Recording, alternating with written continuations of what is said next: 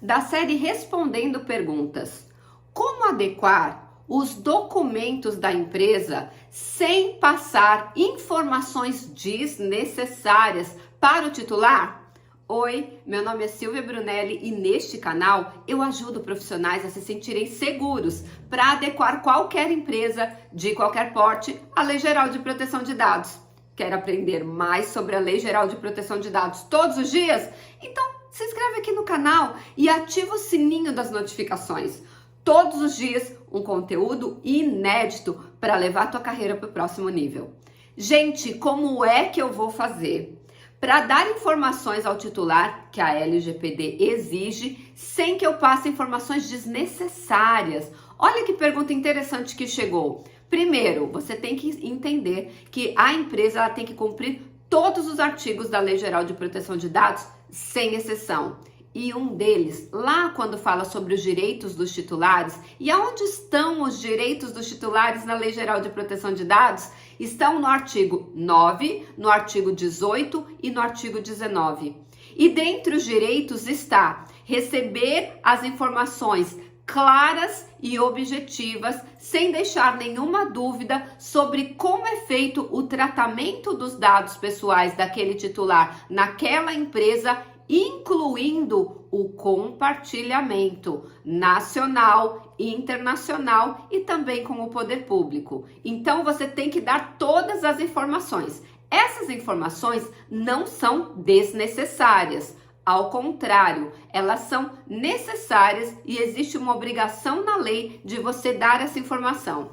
Eu gosto muito de uma frase do professor Davis Alves que diz assim: nada sobre mim sem mim, ou seja, partindo do princípio que eu sou o titular, nada sobre o tratamento dos meus dados sem o meu conhecimento.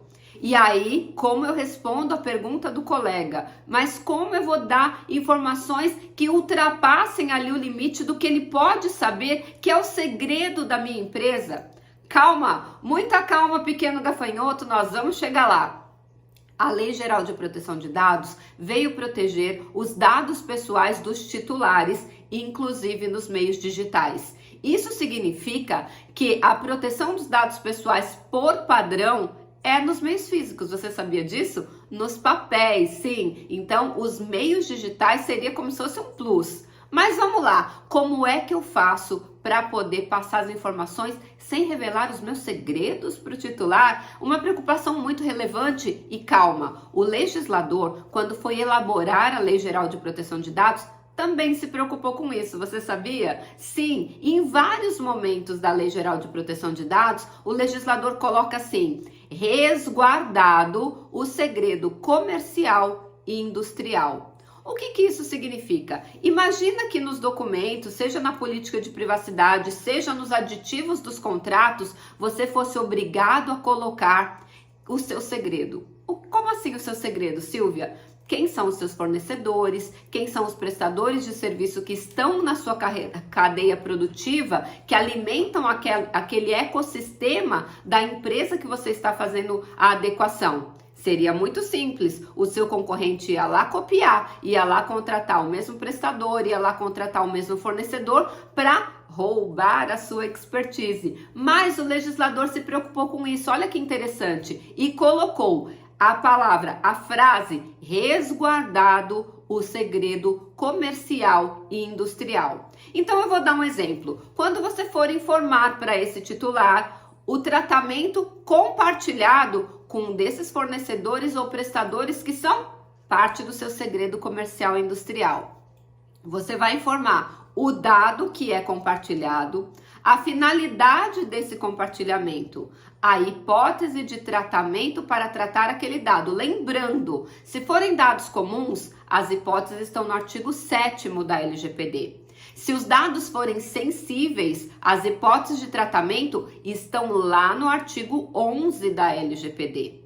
Se for tratamento de dados de crianças e adolescentes, as hipóteses estão no artigo 14 da Lei Geral de Proteção de Dados. E quando houver compartilhamento internacional ou transferência internacional de dados, as hipóteses de tratamento estão no artigo 33 da LGPD. Muito bem, escolha primeiro, classifica esse dado para saber se é comum, se é sensível, se é de criança ou adolescente ou se trata de transferência internacional e encontra a finalidade. Então, recapitulando, você vai informar o dado que é compartilhado, você vai informar a classificação desse dado, a finalidade para a qual ele está sendo compartilhado e a hipótese de tratamento.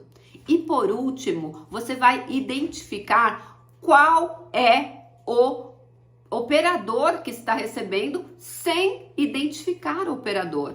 Um exemplo, faz de conta que você está compartilhando esses dados, por exemplo, para o fim de cobrança. Então é um dado comum, então a classificação dele é comum, ele é um dado com a finalidade de cobrança de inadimplente, a hipótese de tratamento, artigo 7º, inciso 10, e você vai compartilhar com quem? Exemplo, podem ser 2 compartilhamentos, com uma empresa de cobrança externa ou um escritório de advocacia externo. Se for cobrança amigável, num escritório de cobrança externo. Se for uma cobrança judicial, um escritório de advocacia externo. Então você informa que tem esse compartilhamento sem informar o nome da empresa de cobrança, sem informar o nome do escritório de advocacia. Aquele titular vai saber que há o compartilhamento, ou seja, ele recebeu a informação cumprindo a Lei Geral de Proteção de Dados e você não revelou o segredo do seu negócio.